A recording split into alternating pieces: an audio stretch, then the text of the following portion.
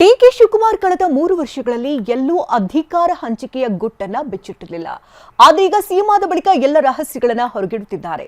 ಸಂಪುಟ ವಿಸ್ತರಣೆ ಎದುರಾಗಿರುವಂತಹ ಸವಾಲು, ಅಲ್ಪಸಂಖ್ಯಾತರಿಗೆ ಸ್ಥಾನಮಾನ, ಹೀಗೆ ಹಲವು ವಿಚಾರಗಳ ಬಗ್ಗೆ ಮನಬಿಚ್ಚಿ ಮಾತನಾಡಿದ್ದಾರೆ. ಈ ಕುರಿತು ಒಂದು ವರದಿ ಇಲ್ಲಿದೆ.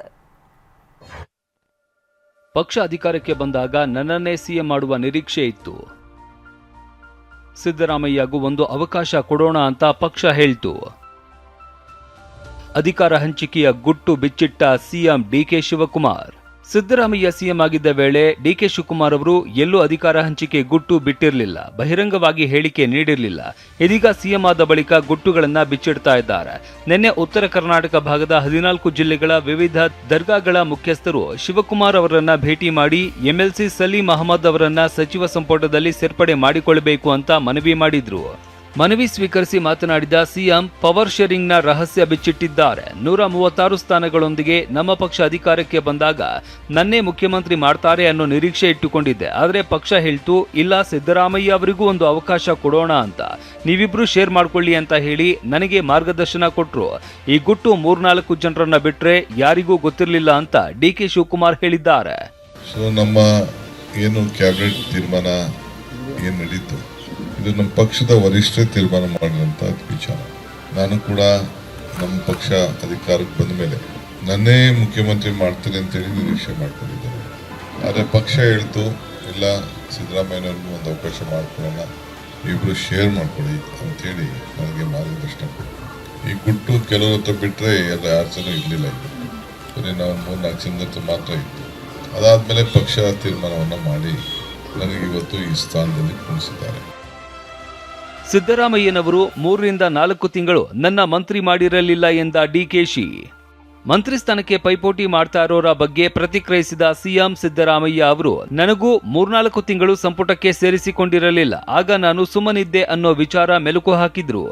ಈಗ ಪಕ್ಷದಲ್ಲಿ ಎಲ್ಲರಿಗೂ ಎಲ್ಲ ಅಧಿಕಾರ, ಈಗ ನನಗೆ ಅಧಿಕಾರ ಸಿಕ್ಲಿಲ್ಲ, ನನ್ಗೆ ಕೊಡ್ಲಿಲ್ಲ. ಇಲ್ಲ, ಸಿದ್ದರಾಮಯ್ಯನು ನನ್ನ 3 ತಿಂಗಳು 4-6 ತಿಂಗಳು ಮಾಡ್ಕೊಂಡಿರಲಿಲ್ಲ, ನಾನು ಸುಮ್ಮನೆ ಇದ್ದೆ. ಈಗ ಇವರು ಹೇಳಿದ್ರು, ಕೃಷ್ಣ ಗೌರ್ಮೆಂಟಲ್ಲಿ ಭಾಳ ದೊಡ್ಡದಾಗಿದೆ ಅಂತ.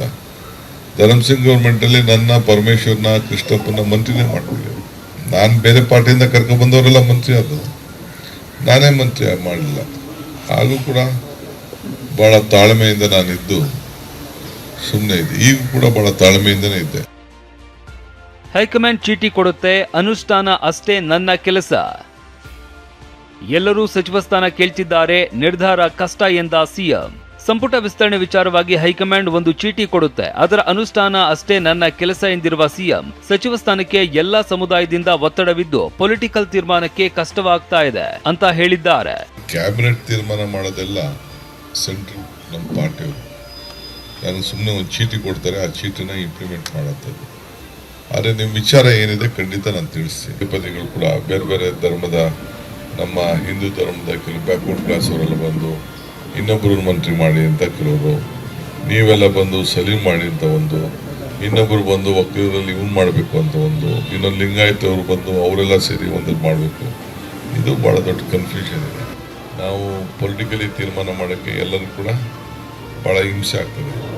ಸೊ ಕ್ರಿಶ್ಚಿಯನ್ ಕಮ್ಯುನಿಟಿ ಎಲ್ಲ ಬಂದು ಅವರು ಇಂಥವ್ರನ್ನೇ ಕ್ಯಾಂಡಿಡೇಟ್ ತೀರ್ಮಾನ ಮಾಡಿ, ಇವೆಲ್ಲ ಕೂಡ ಭಾಳ ದೊಡ್ಡ ಕಂಡು. ನಾನು ನಿಮ್ಗೆ ಯಾರಿಗೂ ಡಿಸ್ಕರೇಜ್ ಮಾಡಕ್ಕೆ ಕೇಳ್ತಾ ಇಲ್ಲ, ನಮ್ಮ ಕಷ್ಟ ನಿಮ್ಮ ಹತ್ರ ಶೇರ್ ಮಾಡ್ತಾ ಇದ್ದೀನಿ ಅಷ್ಟೇ. ಮುಸ್ಲಿಮರಿಗೆ ಅನ್ಯಾಯವಾಗಲ್ಲ ಎಂದ ಸಿಎಂ ಡಿಕೆಶಿ. ಅಲ್ಪಸಂಖ್ಯಾತರಿಗೆ ಸ್ಥಾನಮಾನ ವಿಚಾರವಾಗಿ ಮಾತನಾಡಿದ ಸಿಎಂ, ಸಲೀಂ ಅಹಮದ್ಗೆ ಎಂಎಲ್ಸಿ ಮಾಡಿದ್ದು ನಾನು, ರೆಹಮಾನ್ ಖಾನ್ ಪುತ್ರನನ್ನ ರಾಜ್ಯಸಭೆಗೆ ನಿಲ್ಲಿಸಿದ್ದೆ.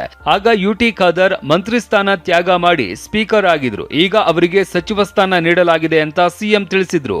ಕಾಂಗ್ರೆಸ್ ಯಾವಾಗಲೂ ಕೂಡ ನೀವು ಕಾಂಗ್ರೆಸ್ನ ತಪ್ಪಿಕೊಂಡಿದ್ದೀರಿ, ಕಾಂಗ್ರೆಸ್ ನಿಮ್ಮನ್ನು ತಪ್ಪಿಕೊಂಡಿದೆ, ಇಬ್ರು ಒಟ್ಟಿಗಿದೆ.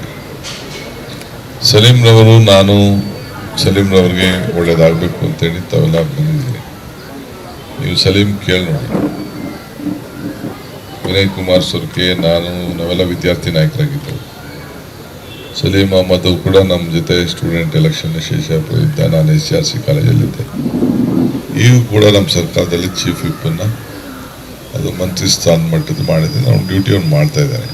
ರೆಹಮಾನ್ ಖಾನ್ ಮಗನಿಗೆ ರಾಜ್ಯಸಭೆಗೆ ನಿಲ್ಲಿಸಿದ್ದೆ. ನೀನು ಓಟ್ ಇಲ್ಲ ಅನ್ನೋದು ತಿಳ್ಕೊಳ್ಬೇಡ, ನಿನ್ಗೊಂದು ಗೌರವ ಇರಬೇಕು, ಪಕ್ಷ ನಿನ್ನನ್ನು ಗುರುಸ್ತಾ ಇದೆ ಅಂತ ನೀನು ತಿಳ್ಕೊ. ಅವ್ರು ಬೇಡ ಅಂತ ಹೇಳಿದ ಕೊನೆಗೆ ನಾವೆಲ್ಲ ಕೂತ್ಕೊಂಡು ನಾನು ಸಿದ್ದರಾಮಯ್ಯನವರು ಹೈಕಮಾಂಡ್ ಎಲ್ಲ ಸೇರಿ ಭಾಳ ಕಡಿಮೆ ಓಟಲ್ಲಿ ಬೆಂಗಳೂರು ಸಿಟಿಲಿ ಲೋಕಸಭೆಗೆ ಸೋತಿದ್ದ. ತಿರ್ಗಿ ಇವತ್ತು ನಾವು ಅವ್ರಿಗೆ ರಾಜ್ಯಸಭೆಗೆ ಒಂದು ಅವಕಾಶನ ಮಾಡಿಕೊಟ್ಟಿದ್ದೀವಿ. ಸ್ಪೀಕರ್ ಅವ್ರಿಗೆ ಮಂತ್ರಿ ಮಾಡೋಂಥ ಅವಕಾಶ ಹಿಂದೆ ಇತ್ತು, ಮಂತ್ರಿ ಲಿಸ್ಟಲ್ಲಿ ಇದ್ದು ಸ್ಪೀಕರ್. ಪಾಪ ಅವನು ಸ್ಯಾಕ್ರಿಫೈಸ್ ಮಾಡ್ದ, ಆ ಮಂತ್ರಿ ಸ್ಥಾನ ಸ್ಯಾಕ್ರಿಫೈಸ್ ಮಾಡಿ ಕೆಲವು ಸೀನಿಯರ್ ಲೀಡರ್ಸು ನಾನಾಗಲ್ಲ ಅಂತ ಹೇಳಿದ್ರು. ಕೊನೆಗೆ ಪಾಪ ಅದನ್ನು ಕೇಳಿದಕ್ಕೆ ಒಂದೇ ಸತಿ ಒಪ್ಕೊಂಡ. ಅದೇನೇ ಇರಲಿ, ಸಿಎಂ ಡಿಕೆ ಶಿವಕುಮಾರ್ ಮತ್ತೊಮ್ಮೆ ಅಧಿಕಾರ ಹಂಚಿಕೆಯ ಗುಟ್ಟನ್ನ ಬಿಚ್ಚಿಡುತ್ತಲೇ ಸಂಪುಟ ವಿಸ್ತರಣೆಗೆ ಎದುರಾಗಿರುವ ಕಷ್ಟಗಳನ್ನ ಹೇಳ್ಕೊಂಡಿದ್ದಾರೆ. ಡಿಕೆ ಶಿವಕುಮಾರ್ ಅವರ ಈ ಮಾತಿನ ಮರ್ಮ ಮತ್ತೆ ಸಚಿವರಾಗುವ ಕನಸು ಹೊತ್ತವರಿಗೆ ಆತಂಕ ಸೃಷ್ಟಿಸಿರೋದು ಸುಳ್ಳಲ್ಲ. Bureau report, TV9.